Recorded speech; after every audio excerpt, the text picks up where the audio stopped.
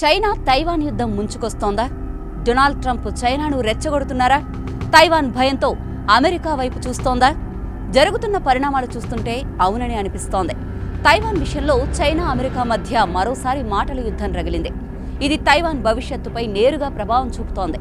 చైనాను అడ్డుకోవాలని, నియంత్రించాలని లేదా అంతర్గత వ్యవహారాల్లో జోక్యం చేసుకోవాలని ఎవరు ప్రయత్నించినా ఊరుకోబోమని బీజింగ్ నేరుగా హెచ్చరించింది. ఇటు అమెరికా మాత్రం చైనా వాదనను అంగీకరించడం లేదు. చైనా ప్రభుత్వాన్ని కూలదోసే యత్నంలో తాము లేమని అమెరికా చెబుతోంది. అయితే ఇక్కడే మరో ట్విస్ట్ ఇచ్చింది. తైవాన్ రక్షణ విషయంలో ఏమాత్రం వెనక్కి తగ్గేది లేదని అమెరికా కుండబద్దలు కొట్టింది. తైవాన్కు ఆయుధాలు అందిస్తూ అవసరమైతే నేరుగా రక్షణ రంగంలోకి దిగుతామని అమెరికా స్పష్టం చేయడం ప్రకంపనలు రేపింది. ఇటు దక్షిణ చైనా సముద్రంపై కూడా ఇరు దేశాల గొడవలు తగ్గడం లేదు. చైనా దాదాపు మొత్తం సముద్రం తమదేనని చెప్పుకుంటుంటే అమెరికా మాత్రం స్వేచ్ఛా నావికా ప్రయాణాల పేరుతో యుద్ధ నౌకలను తరచుగా అక్కడి జలాల్లోకి పంపిస్తోంది. దీంతో అక్కడ ఉద్రిక్తతలు మరింతగా ముదిరిపోతున్నాయి.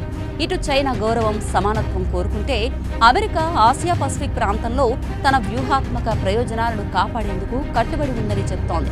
ఇదంతా చూస్తుంటే యుద్ధం కేవలం ఒక నిప్పు కణిక దూరంలోనే ఉన్నట్టు అనిపిస్తోంది. మరోవైపు తైవాన్ తాము శాంతిని కోరుకుంటామని చెబుతోంది.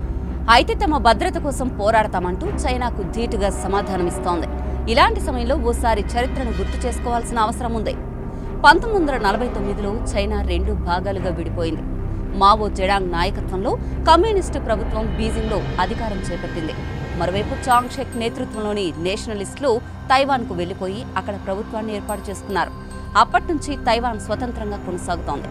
ఇటు చైనా మాత్రం తైవాన్ను తమ భూభాగంగానే చెప్పుకుంటోంది. తమ ఆధీనంలోకి తెచ్చుకోవాలని దశాబ్దాలుగా ప్రయత్నిస్తూనే ఉంది. మరోవైపు తైవాన్కు అమెరికా మద్దతు ఇస్తూ రక్షణ కల్పిస్తోంది.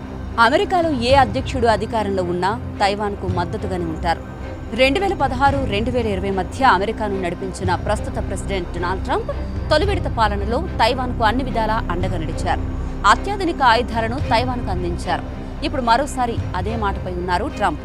తైవాన్ రక్షణ వ్యవస్థను మరింత బలోపేతం చేసేందుకు అమెరికా అధునాతన ఆయుధ వ్యవస్థలను, రాడార్ టెక్నాలజీలను, యుద్ధ విమానాలను తైవాన్కు పంపుతోంది. పశ్చిమ పసిఫిక్ మహాసముద్రంలో అమెరికా నౌకాదళం తైవాన్ సమీపంలో యుద్ధ నౌకలను మోహరించింది.